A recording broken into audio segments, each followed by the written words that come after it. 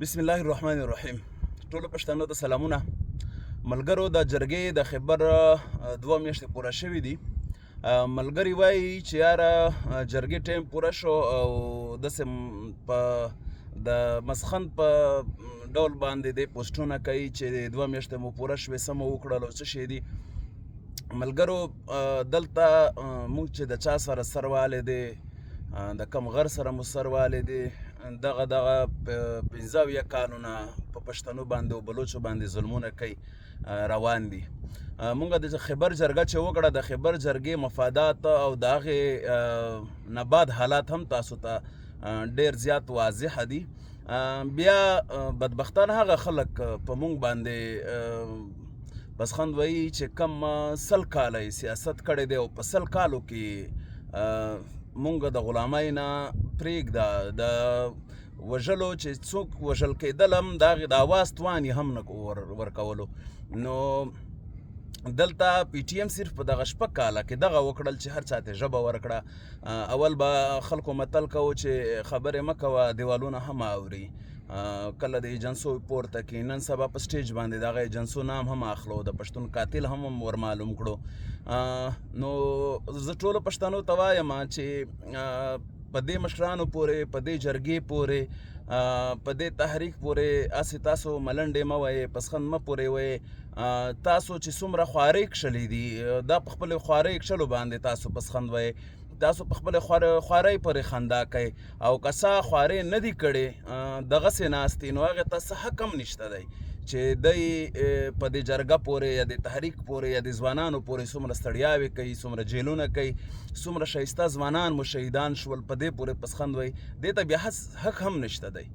بیا دې ته پکار ده چې اول د خپل تحریکونو، د خپل پارټیانو نه، د خپل مشرانو نه د تپوس وکړي چې تاسو په دې 15 کاله کې پښتون ته څه وکړل او تاسو د پښتون د خپل د ریاست د وژلو نه منع ولې نه کړو.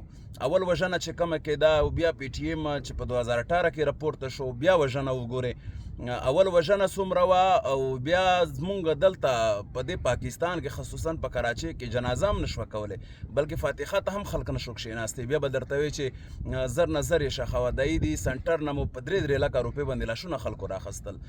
دا هر څه د پی ټي ایم د وجې د برکتونو، د دې ځوانانو د خوارۍ کښلو د وجې دغه حالات نن دې ځای ته راغې چې نن هر پښتون خپله ساه هم اخلي، هر پښتون د خپل ظلم خلاف آواز هم اوچتولی شي.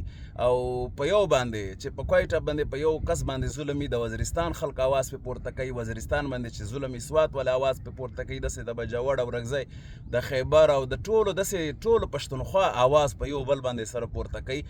آیا که هغې د ځای نه کم هم وي، خو دا احساس خو راکړلی شو چې مونږ د وزیرستان په یو کس باندې د سوات، بجوړ او رګزي، خیبر او د مومند او د دې خلک ژاړي او د دې خلکو باندې د نور خلک ژاړي، آواز پورته کوي سره. د یو احساس پی ټي ایم مونږ ته راکړو. نو تاسو ټولو نه زه دغه خواست کوم چې د پی ټي ایم تحریک او د جرګې کامیابول په تاسو پورې دي. که تاسو اتفاق وکړئ نو پښتون د دې لویو ستونزو نه تاسو خلاصولی شئ. که تاسو خالي دغه جرګې په څو کسانو پورې اړتیا ولرئ، خپل تاسو کښېنئ، بس تاسو د مزاخونو ته کښېنئ او د ملنډو والو ته کښېنئ، نو د پښتون کام کله هم نشو جوړېدی. تاسو هم د پښتون کام برخه یې. څومره پښتون کام ځوانان دي او مشران یې دي، د دې ټولو ته پکار ده چې د په یو آواز باندې یو متفق باندې شي. چان هم غلطي وشي، هغه غلطي په خپل ځای باندې ورته ښودل پکار دي.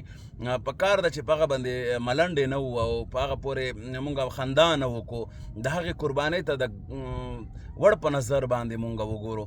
نو زه ټولو پښتنو نه خواست کوم چې تاسو یو موټی شئ، تاسو یو ټول د پښتون کام وینئ، ټول په خپل یو بل غم باندې وژاړئ او ټول هم چې څومره یې د دې وطن لپاره تاسو، د دې ملت لپاره تاسو اتفاق وکړئ او هر یو ته خپل د مینې لاسونه ورکړئ. مننه.